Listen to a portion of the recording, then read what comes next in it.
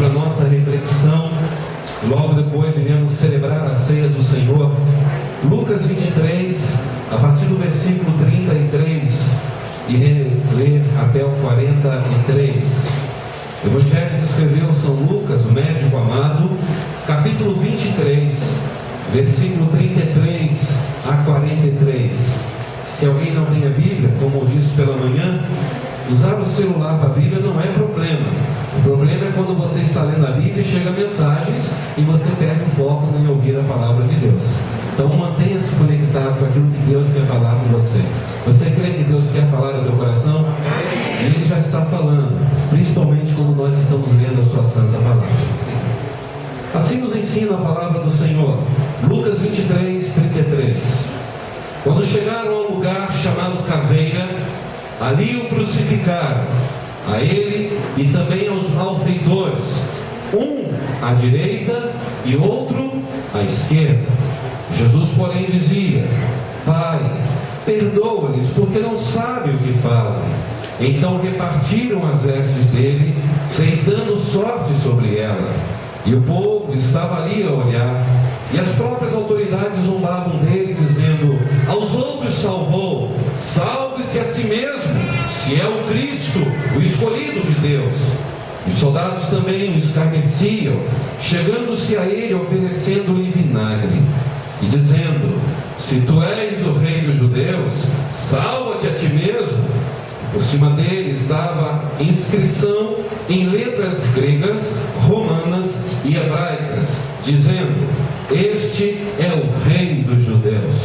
E então um dos malfeitores que estavam pendurados blasfemava dele, dizendo: não és tu o Cristo?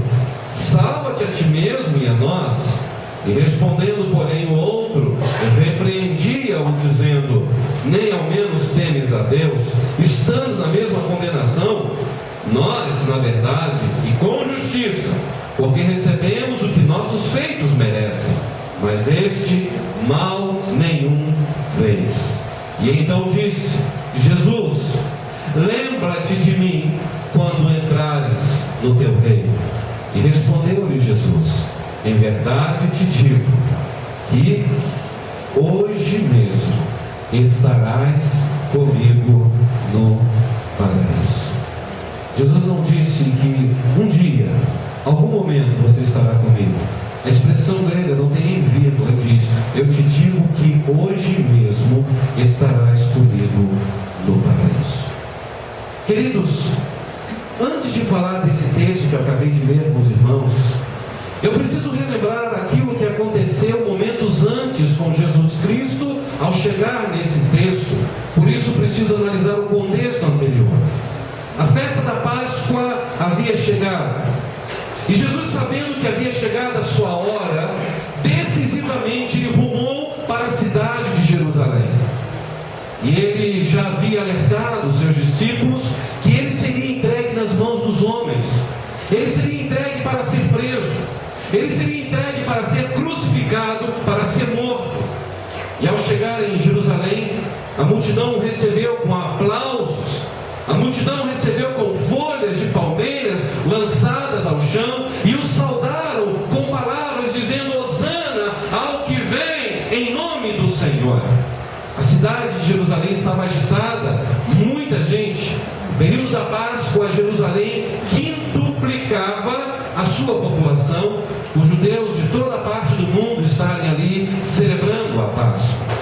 Jesus manda então os discípulos prepararem a celebração da Páscoa num lugar muito íntimo, muito especial, muito particular, num lugar reservado. Como nós já vimos alguns domingos atrás, Jesus vai para um lugar completamente imobiliado, um lugar pronto para que ele pudesse conversar com seus discípulos. E Jesus sabia de tudo que estava acontecendo, porque ele era Deus. Essa era a grande hora traçada desde a eternidade. E nesse momento Jesus então ministra aos corações dos seus discípulos, e ele diz quanto ele amava os seus discípulos e a sua igreja que estava por vir. E Jesus ainda disse: e eu amarei até o fim. Meus irmãos, ali Jesus pega então uma bacia, lava os pés dos discípulos. Aquilo causa pavor, aquilo causa indignação em Pedro e em outros discípulos. Em vez de Jesus ali de forma humilhante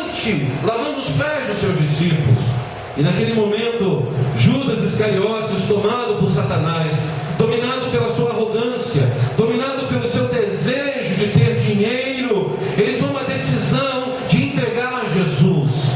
E ali mesmo Jesus ministra ao coração dos seus discípulos que ele iria ao Pai. E Judas sai à noite para o trair. E ele fala: não fiquem com medo. Na casa do meu Pai há muitas moradas, e eu enviarei para vocês o Consolador. Vocês não vão ficar órfãos. Jesus estava falando exatamente a respeito da pessoa e obra do Espírito Santo na vida da igreja. E Jesus falou que iria voltar. E iria voltar um dia para os seus, para que esses seus, que somos eu e você, pudessem desfrutar da eternidade nos céus com Ele. Jesus ora ao Pai. E ele pede ao Pai que nenhum dos seus discípulos perecesse, a não ser o filho da perdição, que era o próprio Judas. E logo a seguir Jesus então pega o pão e diz que aquilo ali era o seu corpo, que seria entregue na cruz. Jesus então pega o cálice com vinho e ele diz: esse cálice é a aliança do meu sangue, é o Novo Testamento, é o pacto que eu deixo com vocês, para que vocês entendam que eu derramarei o meu sangue em remissão da vida de vocês. E logo depois o texto vai dizer que eles cantam um hino. E diz a Bíblia que naquela noite fatídica, era uma quinta-feira, e eles saem lá do cenáculo, lá do monte de Sião. Eles atravessam o vale do Cedron. Eles vão para os montes das oliveiras, aonde estava acostumado a orar com seus discípulos. E lá estavam com ele Pedro, Tiago e João, mais próximo de Jesus para orar. E esses três discípulos estão com Jesus, e Jesus abre o coração para eles, não para todos, mas para Pedro, Tiago e João, e diz: a minha alma está muito angustiada, a minha alma está profundamente triste até a morte. Jesus estava abrindo o coração, porque ali ele estava na figura de 100% homem, como ele era também 100% Deus. E Jesus faz um pedido para os seus discípulos: fiquem aqui, orem comigo, vigiem comigo, porque esse é um momento muito difícil.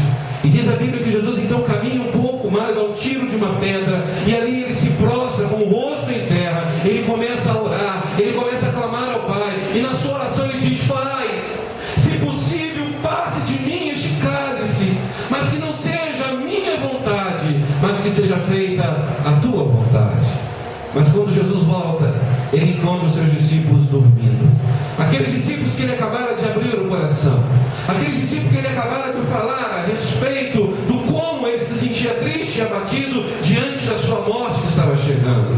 E Jesus acorda Pedro, e Jesus fala: Pedro, você não estava disposto a ir comigo para a prisão? Não consegue orar nem uma hora comigo? Pedro, você não consegue ficar acordado? Vigiai, orai, para que não entreis em tentação. O espírito está pronto, mas a carne é fraca. Jesus então voltou, prostrou o rosto em terra, orou com lágrimas, dizendo: Pai, passe de mim este cálice, mas a tua vontade será permanecida. Então, quando Jesus olha os seus discípulos que ainda estão dormindo, ele simplesmente volta e diz que ele começa a orar com intensidade, a ponto de seu suor cair no chão como se fosse gotas de sangue. E as Escrituras afirmam que naquele momento o anjo vem do céu e consola e conforta Jesus Cristo. Jesus se levanta dali com o coração fortalecido. A oração fortaleceu a musculatura da alma de Jesus Cristo. E ele, naquele momento, vai enfrentar o grande drama da redenção. Ele se dispôs a beber cada gota daquele cálice da ira de Deus em favor da humanidade, em favor de você, em favor de mim. Ele iria morrer por causa do nosso pecado, como ele morreu. E ali no Getsêmani, eu entendo que Jesus não foi preso, ele se entregou. Porque ele disse aos soldados: aqui, eu estive tantas vezes com vocês nunca me prenderam, isso nunca aconteceu, porque não havia chegado a minha hora, porque Jesus poderia mais uma vez passar no meio deles e eles não iriam ver Jesus como ele tinha feito outras vezes. Mas agora Jesus está falando: agora é a minha hora, chegou o momento. E diz a Bíblia que Jesus então se entrega, ele é preso, amarrado, e naquela noite Jesus é levado para o Sinédrio. E se vocês não sabem, aquela reunião que aconteceu naquela noite com Jesus amarrado, machucado, esbofeteado, foi uma reunião totalmente ilegal, ilícita, porque o Sinédrio não poderia julgar ninguém à noite. Era norma no Sinédrio, era lei, ninguém poderia ser julgado nas caladas da noite. E E Jesus vai ser julgado nessa hora. E além de se reunirem legalmente naquela noite, o Sinédrio ainda contrata testemunhas falsas, testemunhas para acusar Jesus. Ali eles zombam de Jesus, cospem no rosto de Jesus, e na expressão grega a ideia que se tem que enchiam a boca de cuspe e jogavam tudo no rosto de Cristo. Eles esbofeteiam Cristo e falam: e quem te bateu? Se tu és o Filho de Deus mesmo, fale, você deve saber. E claro que Jesus sabia. E naquela calada da noite eles constroem uma acusação leviana contra Jesus. Acusaram Jesus de blasfêmia. Jesus foi preso ali, levado então pela manhã, simplesmente diante do povo. E ele sabia que não poderiam prosperar com uma acusação religiosa diante de Pilatos. Então eles se reúnem mais uma vez para tratar de uma nova forma, como nós vamos levar este homem para Pilatos por uma acusação que nós entendemos ser religiosa. Pilatos não está nem aí para a religião. E assim eles falam: Pilatos, este homem teve um crime contra Roma. Ele criou rebelião e sedição contra César Augusto. Opa, a coisa já mudou? Você se rebelou contra César Augusto? Sim. Ele começou a instigar o povo a se levantar contra César. E assim, bem de manhã, as autoridades do Sinédrio judaico levam Jesus a Pilatos, e eles fazem duas acusações. Eles falam: este homem blasfemou contra Deus, e este homem blasfemou contra César. Ou seja, pecado de blasfêmia, pecado de rebelião contra Roma. E o mais incrível é que a Bíblia narra que Pilatos percebeu de imediato que a motivação daqueles homens era puramente inveja. E Pilatos poderia dar um basta naquilo ali. Ele percebe que Jesus não era culpado. Ele olha para esse homem que jamais iria levantar alguma sedição contra César Augusto. E aí, para se livrar daquela situação, ele sabia que naquela jurisdição ali da Galileia estava presente naqueles dias da Páscoa Herodes. E aí o que ele fala? Vou passar essa bola para lá. Eu não vou me envolver com isso. Deixa Herodes se virar, que ele tem mais poder do que eu. Manda Jesus então para Galileia. E aí o que aconteceu? Herodes zomba de Jesus. Herodes ri de Jesus. Fala: aí, você é um milagreiro? Faça um milagre. Falaram que você é um homem importante. Falaram que você é um homem que tem muitos poderes. Faça, e eu te libero agora. E a Bíblia diz que Jesus não abriu a sua boca. E Herodes então olha: esse camarada é doido. Mandou para Pilatos, manda Pilatos se virar com ele. E simplesmente não quis saber de Jesus. Dessa forma, Pilatos fica desesperado. Pilatos tenta se livrar de Jesus, mas também querendo agradar os líderes religiosos, porque os líderes religiosos tinham a população nas suas mãos. Então o que ele pensou? Vou mandar açoitar esse Jesus. Depois de açoitá-lo, vou mandar livrá-lo. Pelo menos ele abaixa a poeira, resolve o problema. Esse homem inocente não fez nada e acaba esse problema. Só que as autoridades judaicas não queriam só uma chicotada. Eles estavam resolutamente decididos a crucificar Jesus. E a palavra que eles disseram foi essa: crucifica. Anda, gente, vamos falar: crucifica-no, crucifica-no. Eles instigaram a população, a todos. E Pilatos fica aflito. Pilatos tenta propor uma outra alternativa. E ele fala: bom, eu agora estou numa situação difícil, eu vou mandar crucificar um homem inocente, mas eu também não posso ficar mal diante do povo, eu não posso ficar mal diante desses líderes. Então, como de costume, nós sabemos que nessa época podemos soltar um bandido. Então Pilatos disse: quem vocês querem que eu solte? Jesus, que é considerado o rei dos judeus? Não bate muito bem na cabeça falar isso, né, gente? Ou vocês querem esse Barrabás, criminoso, assassino, estuprador? É esse Barrabás. Quem quer que solte nesse momento? Jesus ou Barrabás? Vocês querem que eu crucifique Barrabás ou crucifique Jesus? E diz a Bíblia que absurdamente Pilatos manda trazer uma bacia d'água. Ele lava a mão e fala: bom, independente de vocês escolherem, eu estou lavando a minha mão do sangue desses dois homens que não tem nada a ver com isso. Eu não quero participar da decisão com relação a Jesus. E o povo grita: crucificam a Jesus e soltem-nos Barrabás. Vocês conseguem imaginar isso se vocês estivessem no meio daquela população? Olhando um homem santo, inocente, que só fez o bem, que curou, que restaurou, que ressuscitou pessoas, um homem que estava sempre falando palavras de transformação, e de repente o povo olha para aquele bandido, assassino, violento, e simplesmente diz: queremos este, preferimos este homem imoral, preferimos este homem corrupto do que este homem que é santo, justo e temente a Deus. Vocês conseguem imaginar como a população vai mudando de posição de uma Jesus passa pelas ruas de Jerusalém, naquelas vielas muito estreitas por onde ele já tinha passado. Simplesmente a multidão soltam palavras enfurecidas contra ele. Debaixo dos açoites, dos escárnios dos soldados romanos, Jesus estava com o corpo surrado, sangrando, não suportava mais com cãibras, não suportava mais o peso maldito daquela cruz. E aparece um homem chamado Simão Cirineu. Este homem é obrigado a levar a cruz até chegar no Gólgota, no Calvário, lugar de caveira, lugar de morte. Jesus então ali é crucificado. E a história então chega onde nós lemos que dois lados dele estavam uns bandidos que eram homens de confiança, pela história narrado como homens de confiança de Barrabás. Eram pessoas que eram bandidos tão quanto Barrabás.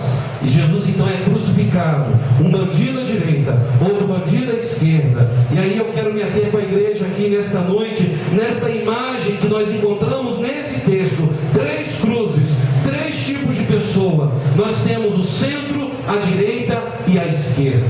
Essas três cruzes ali representavam exatamente que a suficiência de Jesus Cristo está dividindo a humanidade, aqueles da direita e aqueles da esquerda. E apenas dois grupos, não pobre e rico, não capitalista e socialista, não ateus e religiosos, na realidade dois tipos de pessoas que realmente existem até hoje perante Deus: os salvos e os perdidos. Em qual desses você estaria nesta noite, se você partisse para a eternidade? Ao lado de Jesus estavam os que se arrependem, e também aqueles que continuam na prática do pecado. E na última hora, nós encontramos aqui nesse texto, aqueles que realmente erraram, mas reconheceram o seu pecado, e se entregaram a Jesus Cristo, e foram salvos. E por isso, eu quero ver com vocês sobre essa suficiência de Jesus Cristo, o que ela nos proporcionou e o que ela ainda proporciona para a sua vida. A primeira questão, voltando para o texto, no versículo 33, nós encontramos aqui que a suficiência de Cristo Jesus nos proporcionou a entender a centralidade da sua missão na terra, a sua tão grande salvação. A centralidade da missão de Jesus na terra não era curar, não era fazer milagres, mas era salvar aquilo que se havia perdido. Louvado seja o Senhor. Olha o que diz o verso 33. Quando chegaram ao lugar chamado Caveira, ali o crucificaram, a ele e também a quem? Os bandidos, os malfeitores. Um à direita e o outro à esquerda. Bom, se um está à direita e o outro está à esquerda, é lógico que Jesus está onde? No centro. E o que isso pode representar para mim e para você? Porque ali está no centro, pregado na cruz, o Criador do universo. Ali estava aquele que mediu os céus a palmos. Ali estava aquele no centro que mediu os mares com as conchas das suas mãos. Ali estava no centro aquele que pesou o pó da terra com a balança celestial de precisão. Ali estava no centro aquele que espalhou as estrelas do firmamento. Ali estava naquele centro o Rei da Glória, o Senhor dos Senhores, o justo juiz, o nosso Salvador. Ali estava naquela cruz do centro, porque ele estava ali exatamente na posição daquele que seria o nosso juiz, aquele que estava condenando o meu e o seu pecado. Mas ele estava no centro, não porque ele era o pecador, mas porque ele assumiu o nosso pecado. Ali estava no centro, porque ele toma o nosso lugar e ele se torna o substituto da nossa vida. E a Bíblia diz que Deus lançou sobre ele a nossa iniquidade. Ou seja, naquele momento ele se faz pecado por nós. Naquele momento Jesus se faz maldito por nós, porque maldito era aquele que era pregado no madeiro. E a Bíblia vai falar, e diz lá em Isaías, que não havia em Jesus beleza. Naquele momento o sol escondeu o rosto dele, a natureza começa a ficar ofuscada, houve trevas ao meio-dia. E naquele momento o Pai precisou desampará-lo, porque Jesus se fez pecado por nós, mesmo sem pecar. E Deus é santo, santo, santo. E por ser santo, Ele não podia presenciar alguém assim, recebendo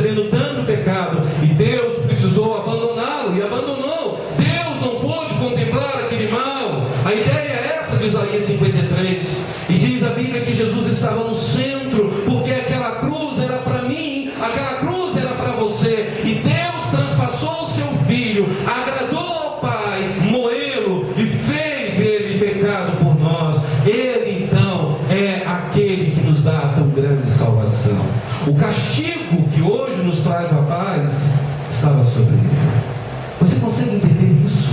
Jesus foi castigado, e através do castigo que ele recebeu, eu e você temos paz. Meus irmãos, a cruz do centro revela para nós um amor insondável.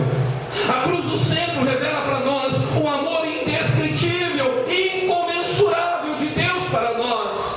Porque Deus, Ele foi capaz de me amar, de te amar eternamente, de forma sacrificial. Diante dele, eu e você éramos objetos da ira, mas pela cruz de Jesus, Ele nos amou. Meus irmãos, nada descreve com tanta beleza o amor de Deus do que esta cruz do centro. Jesus, ele foi para a cruz não porque Judas o traiu demonicamente ou demoniacamente. Judas não foi essa pessoa que conduziu Jesus para a cruz. Não foi porque o Sinédrio ilegalmente entregou e o julgou por inveja. Não foi porque Pilatos e Herodes ficaram mandando crucificá-lo e não sabiam o que fazer. Na verdade, Jesus foi para a cruz porque Deus, o Pai, o entregou por amor a mim, por amor a você.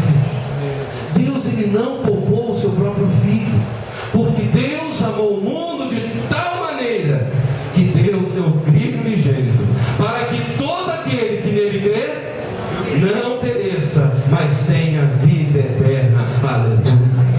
Meus irmãos, Deus prova o seu amor por você e por mim, porque ele deu o seu Filho para morrer naquela cruz, mesmo nós sendo ainda pecadores. Louvado seja o Senhor. Isso é amor incondicional.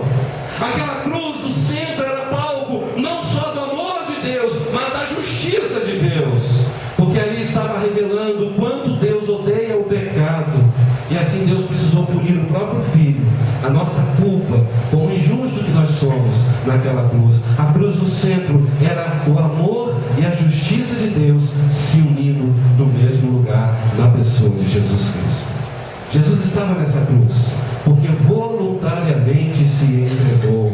É um erro falar que Jesus foi o Marte da paz. Ser Marte é você brigar por uma causa e morrer por aquilo. Jesus, na verdade, se entregou. Ele não foi assassinado do nada. Ele simplesmente se entregou como um bom pastor que dá vida pelas suas ovelhas. Ele não foi morto por uma causa. Ele morreu é por você e por mim. Ele era o centro de tudo. Ele será para sempre o centro de toda a história da humanidade, porque Ele é o Deus da nossa salvação. E isso tem que ficar claro. A cruz do centro representa a nossa redenção. Mas existe uma outra questão, a segunda delas, que me chama a atenção, que a suficiência de Jesus revela quem são aqueles que zombam do Evangelho. Leia o verso 39 comigo. Então um dos malfeitores que estavam pendurados blasfemava dele, dizendo o quê? Não és tu o Cristo? Salva-te a ti mesmo e a nós. Que horas que Jesus foi crucificado? Provavelmente às 9 horas da manhã. E diz a Bíblia que as pessoas passavam por ali e zombavam dele. As pessoas meneavam a cabeça, zombavam, riam, falavam: você não era aquele o Senhor da glória? Não é aquele que destruiu o templo em 3 dias, em 3 dias edificava? E eles gritavam dizendo que Jesus tinha salvado tanta gente e agora não podia se salvar. E muitos falaram: se você é o escolhido de Deus, desça da cruz, salva-te a ti mesmo, desça da cruz, iremos crer em você. E o Evangelho de Mateus diz que até os 2 ladrões que zombavam de Jesus diziam: então salva-te a ti mesmo e salva nós também. Gente, nós não sabemos dizer quanto tempo durou essa zombaria, mas uma coisa nós temos que pensar: houve um momento que aquela zombaria foi interrompida.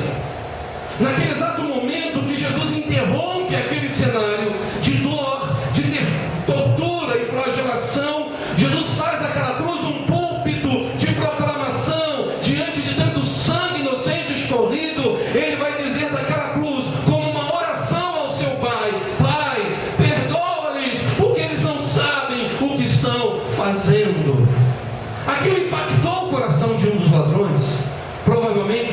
estava à esquerda, caminhando para a morte. E nós começamos a ver aqui que Jesus, nesse momento duro e triste, vendo as pessoas caminhando diariamente para a morte, zombando dele, ele ainda teve a capacidade de pedir ao Pai perdão para aquelas pessoas. Quando eu olho esse texto, eu consigo entender que era da esquerda ou da direita, mas o ladrão que foi impactado diante daquela palavra, ele simplesmente viu aquilo, e aquilo mostrou para ele que algo estava errado na vida dele. Ele sabia que havia zombado de Jesus. O outro ladrão não se mobilizou diante das palavras de Cristo, ele simplesmente não se arrepende, ele simplesmente preferiu a rebeldia. E por incrível que pareça, ele chega a orar e ele faz um apelo. Se você ler no texto: você não é Cristo? Salva você e salva a gente também. Ele reconhece: olha, você não é Cristo. Ele fala: você então é Cristo?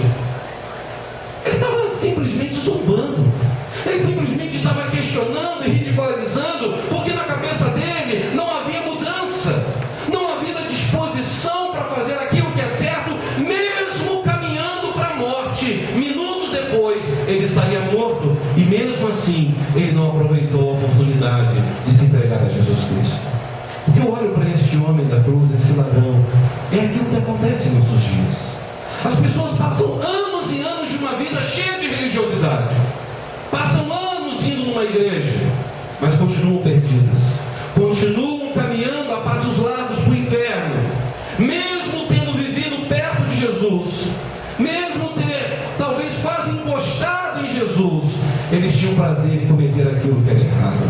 São pessoas que continuam na imoralidade, são pessoas que vão na igreja, mas continuam fazendo mal para o próximo. São pessoas que procuram uma igreja, mas não nasceram de novo. São pessoas que estão numa igreja, mas não conseguem perdoar.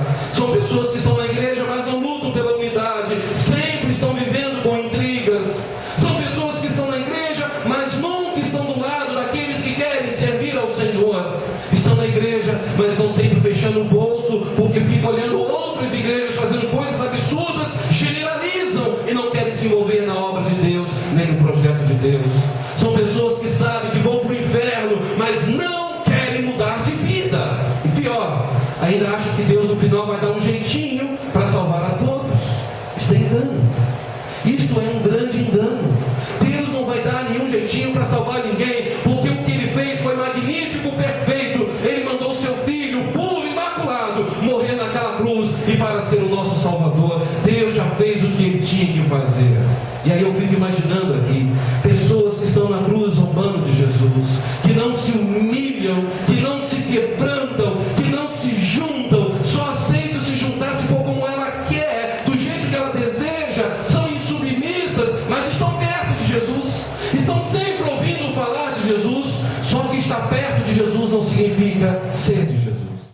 Você pode até pregar: isto não salva ninguém. Somente aqueles que nasceram de novo, que experimentam ser uma nova criação, é que poderão herdar o reino dos céus. Sabe o que me chama a atenção? Que esse ladrão aqui, que estava zombando, ele estava com um sentimento de salvação. Ele falou: mas salva a gente também. Aí, se você sair dessa cruz de repente, vai que tu és o Cristo, né? Livra a gente dessa trem, porque a gente está com um negócio aqui feio do nosso lado. A gente sabe que a gente errou, então tira a gente daqui. Eles queriam sair dali. Esse ladrão que zombava de Cristo, ele queria sair não para uma mudança de vida, mas ele queria sair da cruz para continuar fazendo o que ele sempre fez. Ele não estava preocupado com perdão, ele não estava preocupado se havia pecado, ele só queria alívio para a sua dor e resolver o seu problema. E será que não é isso que acontece hoje? Quantas pessoas só vão à igreja porque estão vivendo um grande dilema na sua vida, e depois que as coisas resolvem, some de novo. A pergunta que vem na minha mente é: quantos que hoje de fato experimentaram a verdadeira salvação? Quantas pessoas que querem salvar do seu próprio jeito? As pessoas querem continuar fazendo tudo errado, sabendo que não está certo, mas continuam errado. Querem continuar numa igreja, mas não com o coração transformado. Querem continuar na igreja, mas não estão felizes, porque vivem em busca de novas igrejas, novas ideologias. Pessoas querem buscar a igreja que satisfaça suas necessidades, uma igreja que viva de eventos, uma igreja que se transforma num verdadeiro espetáculo para que a pessoa possa se sentir bem, mas não querem uma igreja onde você precisa carregar a sua cruz, ou melhor, descer da cruz. A pessoa simplesmente quer viver uma vida totalmente guiada e guardada e simplesmente desfrutando dos benefícios celestiais. Pense no que eu vou dizer nesse momento. Repita comigo. Se Jesus tivesse dado ouvidos a eles e descido da cruz, eu e você estaríamos descendo para o inferno. Se Jesus falasse naquele momento, Senhor, acho que eles têm razão, eu tenho que sair da cruz, eu preciso mostrar para eles que eu sou poderoso, eu preciso mostrar para ele que eu sou Deus.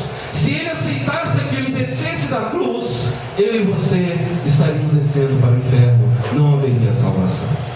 Se Jesus Cristo tivesse poupado a si mesmo, eu e você jamais poderíamos ser poupados. A única maneira de sermos salvos seria somente pela morte de Jesus Cristo. Aquele ladrão queria ser salvo, mas dos problemas, da dor, mas ele não queria ser salvo na eternidade. Ele não queria saber de Cristo. Meus queridos, eu olho para esse texto e fico vendo que hoje nunca se viu um número tão grande de pessoas entrando e saindo das igrejas com desejos diferentes. Uma boa parte estão querendo uma igreja com uma grande infraestrutura. Outros querem uma igreja que ofereça algum benefício, alguma prosperidade, uma restauração no casamento. Outros querem uma diversão dentro da igreja e colocam bolas de luzes rolando dentro da igreja, fumaças dentro da igreja, para atrair o público. Não é mais crente, mas é cliente. É isso que as pessoas procuram. Mas poucos querem carregar a cruz, seguir a Jesus, negar a si mesmo, amar a igreja que Deus te deu, amar quem te feriu, lutar pelo seu casamento, mesmo que seja difícil, carregar a sua cruz no sentido de santidade e sempre buscar conhecer mais a palavra de Deus. Isso é cansativo para o mundo pós-moderno. Esse ladrão estava querendo benefícios de Jesus, mas ele não queria nada por Jesus. Nós não somos salvos pelos ensinos de Cristo. Nós não somos salvos pelas curas de Cristo. Nós só somos salvos por causa da morte de Cristo, pelo sangue derramado naquele lugar, na cruz do centro, em nosso lugar. Não adianta estar perto de Jesus se você não se arrepender dos seus pecados e sair do campo da zombaria diante daquilo que fazemos de errado, reconhecer que falhamos e falar: Jesus, salva-me, purifica-me, porque eu reconheço que sem ti eu nada sou. A suficiência de Cristo revela os zombadores, mas por último, a suficiência de Cristo revela quem de fato se arrependeu de verdade. Leia comigo o versículo 40, por gentileza, em diante. Respondendo, porém, o outro, repreendia-o, dizendo: não a menos você teme a Deus. Ou seja, ele deu uma dura naquele que estava zombando de Jesus. Você está na mesma condenação que eu, rapaz. Verso 41, nós, na verdade, com justiça, recebemos o que nossos delitos merecem, mas este homem, mal nenhum fez. E então disse: Jesus, lembra-te de mim quando entrares no teu reino. Então Jesus naquele momento respondeu. É interessante, Jesus não respondeu o que zombava dele. Jesus, em momento algum, falou: você não sabe o que você está falando, você está louco, eu estou aqui morrendo por você. Jesus não fala nada, só ouve. Mas para esse que reconhece o seu erro, o seu pecado, Jesus vê nele sinceridade, Jesus vê nele um coração genuinamente convertido, e ele diz: em verdade eu te digo que hoje, daqui a pouco, você vai estar comigo lá em cima em vários. Nós vamos estar desfrutando de um momento de felicidade para sempre. Gente, olha aqui um bandido que está na cruz, um transgressor da lei, uma pessoa que perturbava a sociedade com seus crimes. Um dia este homem foi apanhado, foi julgado, foi condenado. Eu posso imaginar a cena, porque ele com certeza estava próximo a Jesus, quando perguntaram: quem vocês querem que solte, Jesus ou Barrabás? Porque ele não estava na cruz, ele seria crucificado também, e um preso seria libertado. Talvez ele tenha pensado: puxa vida, quem sabe que não vai cair para mim e eu não escapo dessa, né? Barrabás é pior do que eu. Barrabás é o nosso chefe, porque a história diz isso. Jesus parece que está debaixo de muito ódio religioso. Esse homem acho que não vai sair não, mas eu acho que eu vou me livrar dessa.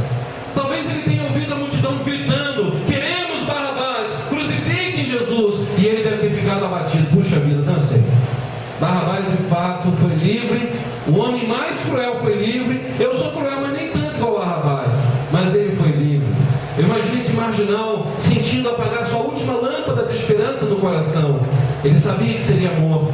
Ele sabia que iria desfilar com uma cruz também nas costas daquelas vielas de Jerusalém. A multidão iria chutá-lo, zombá-lo, cuspir nele, tentar bater nele, porque o tempo dele tinha se findado. Ele sabia que ele iria morrer. Ele sabia que ele iria direto para a cruz. Ele iria passar aqueles momentos de dor. Ele iria simplesmente passar o pior momento da sua vida e iria morrer, algo incerto que ele estava para viver. Ele não sabia o que poderia acontecer depois da morte.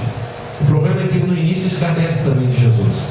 Ele no início ele também zomba de Jesus. Ele no início também tinha um coração duro, mas quando ele escuta Jesus falando: Pai, perdoa-lhes porque eles não sabem o que estão fazendo, aquilo mudou a sua vida. Ele fala: não pode ser, este homem está sofrendo tanto quanto a gente, mas pior, porque nós estamos amarrados. Ele está com pregos nas mãos e nos pés, ele está com uma coroa de espinho, ele está completamente encharcado de sangue. Este homem está sofrendo demais, com câimbras, com dores, foi esbofeteado a noite toda, e ele tem essa capacidade de pedir ao Pai dele para perdoar tanto a mim como o meu amigo do lado, inclusive a todos que zombaram dele. Este homem é sobrenatural, este homem é a minha única esperança enquanto ele sou vivo. É ali naquele momento que ele então tem as escamas dos seus olhos jogadas por terra.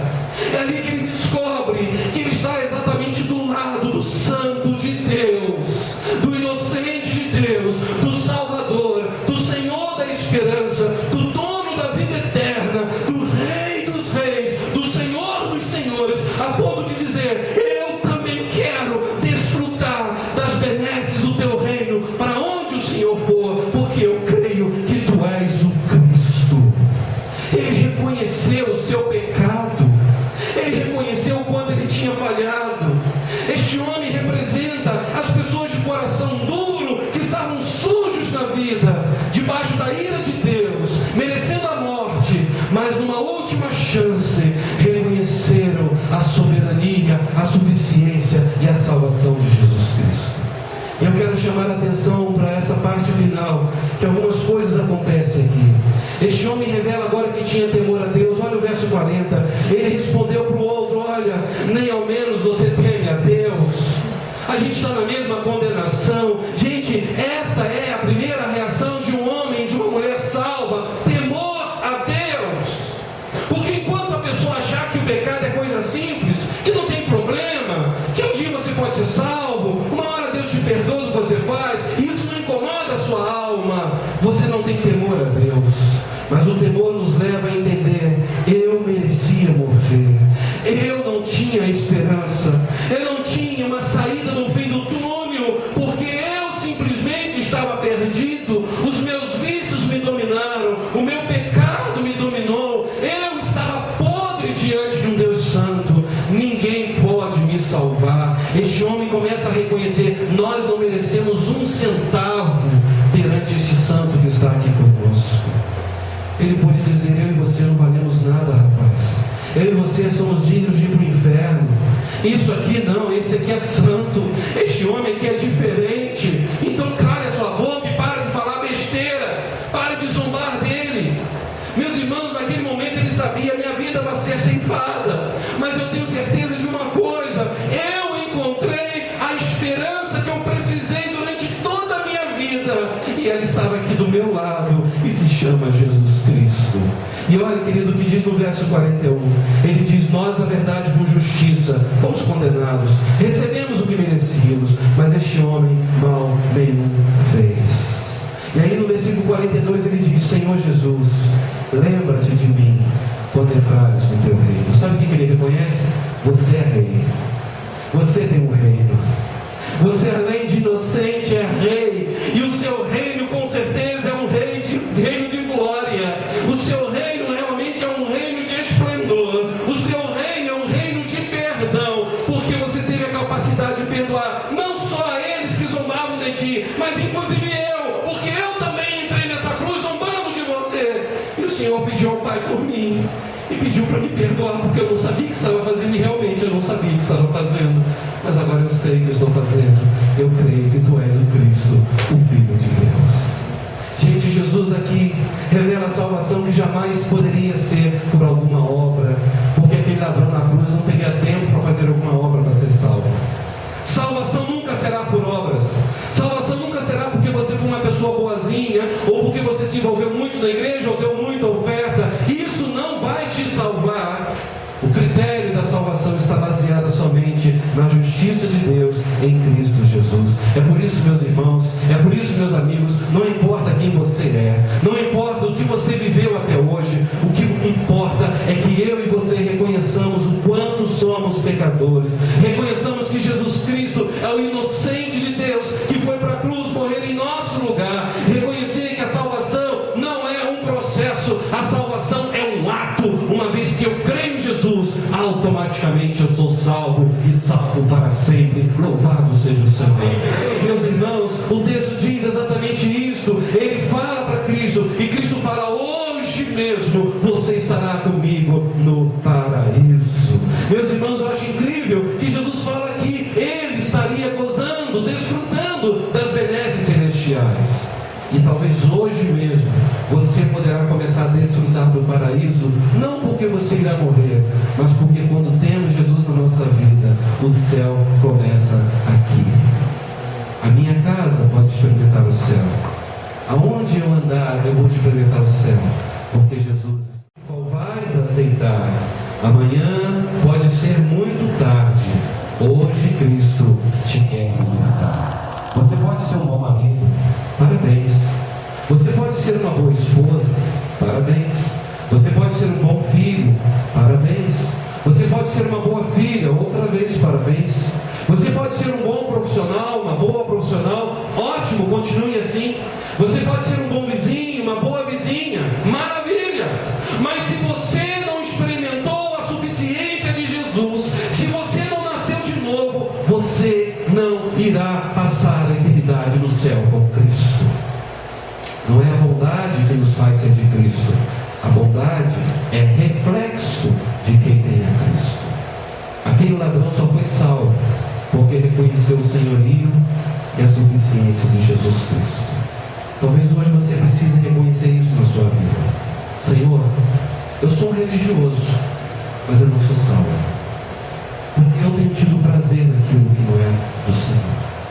Eu gosto de ir à igreja, mas eu sinto que o meu coração está mais preso nas coisas dessa terra.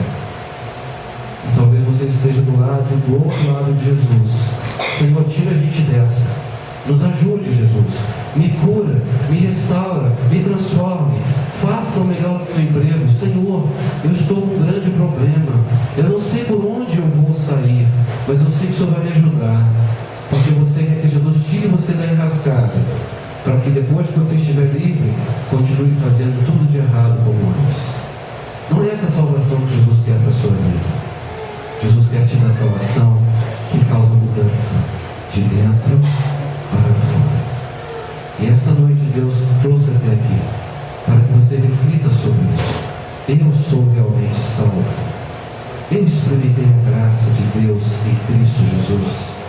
Se você não tem essa certeza, diga ao Senhor nesta noite. Fale, mesmo em tom de desespero, como aquele ladrão disse: Senhor, lembra-te de mim quando entrares no teu paraíso. Diga para o Senhor: Pai, eu reconheço que eu não tenho sido aquela pessoa correta, mas eu reconheço que eu posso ser diferente, porque eu quero, eu preciso da tua presença em minha vida. Eu reconheço a suficiência do Senhor sobre a minha existência. Se você quer fazer isso hoje, feche os seus olhos. A igreja daqui a pouco vai celebrar a ceia do Senhor. Isso aqui não é um ritual religioso. Isso aqui não vai fazer ninguém ficar curado ou melhorar a vida de ninguém, se de fato, ao fazer, ao participar, a sua vida não vier realmente de Jesus Cristo. Religiosidade pode encher uma igreja, mas a igreja que está cheia de salvos, somente os verdadeiros salvos é que vão conseguir viver o amor, o perdão. A igreja será conhecida pela marca registrada dela. Ali de fato existe um grupo de pessoas que são diferentes, que amam e que pregam Jesus Cristo com paixão, com prazer, com alegria e, acima de tudo, com a própria vida.